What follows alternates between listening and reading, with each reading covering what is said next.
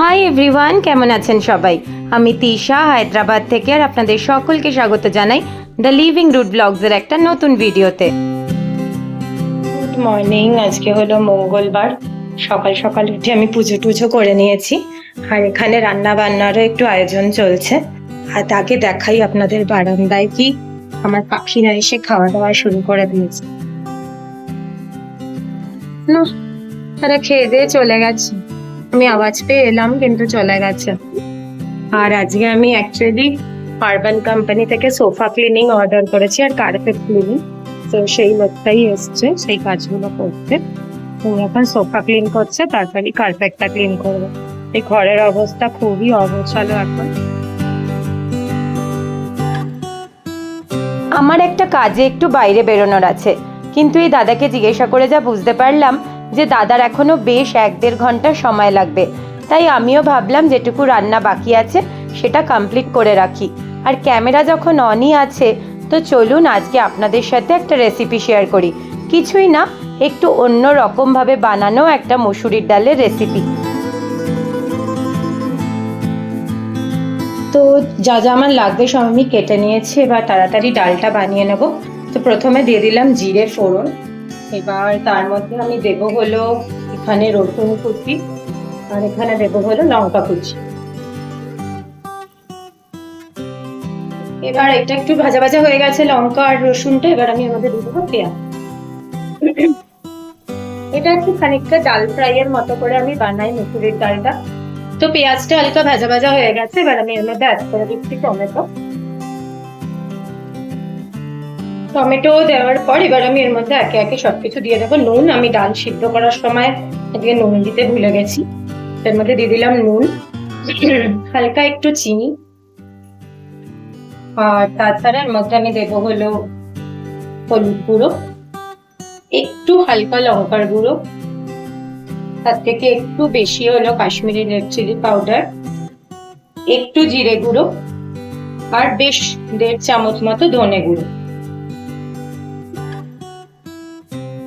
এবার মশলাটা ভালো করে আমি কষিয়ে নেব।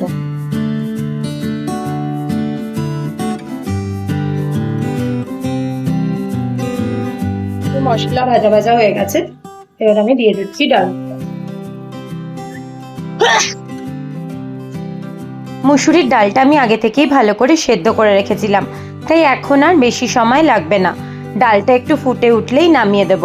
কিন্তু যতক্ষণে ডালটা ফুটছে চলুন ততক্ষণে আমি রেডি হয়ে নিই, কারণ আমাকে একটু বেরোতে হবে বাইরে।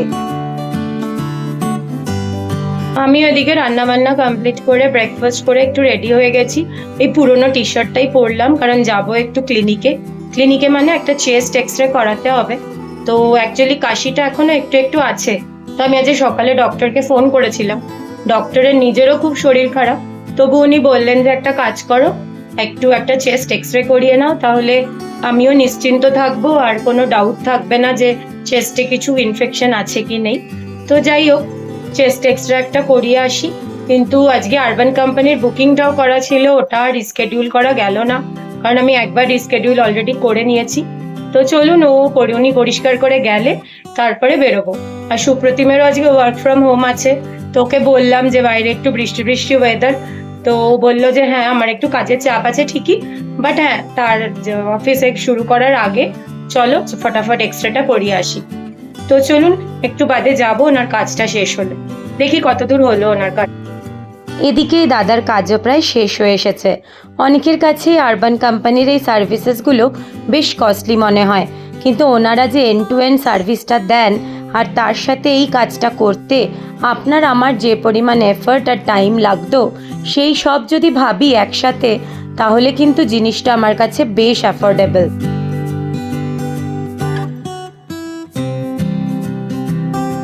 তো এক্সরে করিয়ে নিলাম, এক্সরে করিয়ে এখন ফিরছি বাড়ি যাওয়ার পথে একটুখানি রাস্তায় দাঁড়িয়েছি। সুপ্রতিম একটু দোকানে গেছে, আর দেখি এক্সরে রিপোর্টে তো একটু চেস্ট কনজেশন মানে বোঝাই যাচ্ছে, রিপোর্টে কিছু কিছু জায়গায় সাদা সাদা আছে, তো তার মানে কনজেশন আছে। তো দেখা যাক কি বলে ডক্টর। কাল রিপোর্ট দেখে বলবেন উনি, আর বিকেলে রিপোর্টও আসবে। তো রিপোর্ট দেখলে বোঝা যাবে যে কি হয়েছে, কতটা কনজেশন আছে। বাট এখন কিছু করার নেই, কারণ যা হয়েছে সেটার ওষুধপত্র খেয়ে ঠিক হতে হবে। কারণ 1 মাস হয়ে গেল প্রায় আমি ভুগছি। আমি জীবনে এতদিন কখনো ভুগিনি। আমার এখন নিজেরই ভীষণ বিরক্ত লাগছে। তো চলুন দেখি সুপ্রতিম আসুক, তারপরে বাড়ি যাই। আমি তো এক্সরে করিয়ে চলে এসেছি, আর বাইরের ওয়েদারটা এখন কিছুটা এরকম, প্রচন্ড মেঘ করেছে আকাশে, মনে হচ্ছে বৃষ্টি হবে হবে। আর হ্যাঁ, কথা বলতে বলতে হবে হবে কি বৃষ্টি নেমেও গেছে, জানি না কতটা বুঝতে পারছেন মোবাইলে, বাট বৃষ্টি শুরু হয়ে গেছে আর আকাশে প্রচন্ড মেঘ, মনে হয় ভালোই বৃষ্টি হবে। তো ভাবছিলাম যে লাঞ্চটা করে নেব, বাট তার আগে ভাবলাম যে আমি ফ্লিপকার্ট থেকে কয়েকটা জিনিস অর্ডার নিয়েছি, কয়েকটা মানে 1 2 3 4 5 6 আর 7টা, এই পুরো এই 7টা জিনিস আমি মোটামুটি অর্ডার করেছি, আমার পড়েছে 1000 টাকা। তো চলুন এগুলো একসাথে আনবক্স করি আর আপনাদের দেখাই কি কি কিনেছি। তো প্রথমে এটা দিয়ে শুরু করি, যেটা আমি অলরেডি ইউজ করা শুরু করে দিয়েছি। এটা হলো এই একটা মেডিসিন ব্যাগ, এটার দাম নিয়েছে আমার কাছ থেকে ফ্লিপকার্টে হলো 130 টাকা, ঠিক আছে। সেকেন্ড হলো সেম আমি নিয়ে নিয়েছি একটা টয়লেট্রি ব্যাগ, এটা আমার ট্রাভেলের জন্য খুব এসেনশিয়াল ছিল। তো এটাও সেম কাপড়ের ব্যাগ, এটার দাম নিয়েছে হলো 149 টাকা, মানে 149 রুপিস। আচ্ছা, এবার দেখাচ্ছি দুটো কফি মাগ। কফি মাগ কেনার কারণ হলো যে আমি মানে কফি মাগ কিনতে আমার খুব ভালো লাগে। তো প্রথম হলো এই মাগটা, এটা দেখুন কি সুন্দর দেখতে, বো দেওয়া আর বউয়ের ডিজাইন করা, এখানে একটা সেরামিকের বউ আছে, ভীষণ সুন্দর দেখতে এই মাগটা। তো এটা কিনেছি, এটার দাম নিয়েছে হলো আপনার অ্যারাউন্ড আই থিঙ্ক 150 রুপিস। এবার এরপরে দেখাচ্ছি আরেকটা মাগও আছে, সেটা হলো এই কফি মাগটা, এটাও একটা বউওয়ালাই মাগ। এই মাগটার দাম নিয়েছে হলো আপনার অ্যারাউন্ড 160, এটা হলো 250 ml এর মাগ, ঠিক আছে। এইটার 2-3টা অপশান ছিল, 150 ml, 200 ml আর 250 ml, তো আমি 250 mlটা নিয়েছি, এটার দাম নিয়েছে হলো 160 রুপিস। এবার দেখাচ্ছি আমি দুটো বটল নিয়েছি, একটা নিয়েছি একদম একটা ছোট্ট বটল, এই বটলটা আমি নিয়েছি হলো আমি অনেক সময় একটু ধরুন পায়ে হেঁটে কোথাও গেলাম বা কিছু করতে গেলাম, তখন আমার একটা ছোট বটল থাকলে খুব সুবিধা হয় একটু জল নিয়ে জাস্ট বেরোনোর জন্য, কারণ আমার রাস্তায় বেরোলেই ভীষণ জল তেষ্টা পেয়ে যায়। এটার মধ্যে একটা সুন্দর এরকম ফুল বানানো আছে, এটাকে এখানে লাগানো যাবে, আর একটা এই স্টপার দেওয়া আছে যাতে লিকেজ না হয়, এটা হলো এই স্টপারটা।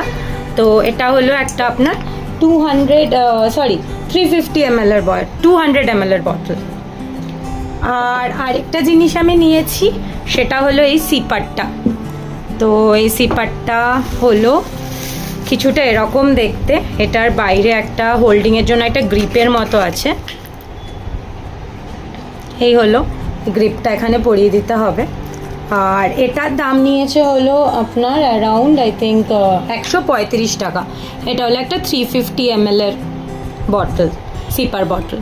তো এটা আমার ভীষণ পছন্দ ছিল, ভীষণ কিউট দেখতে, বাড়িতে অনেক সময় আমি শেক বানাই বা ডিটক্স ওয়াটার বানাই, তো এটা খাওয়ার জন্য খুব ভালো।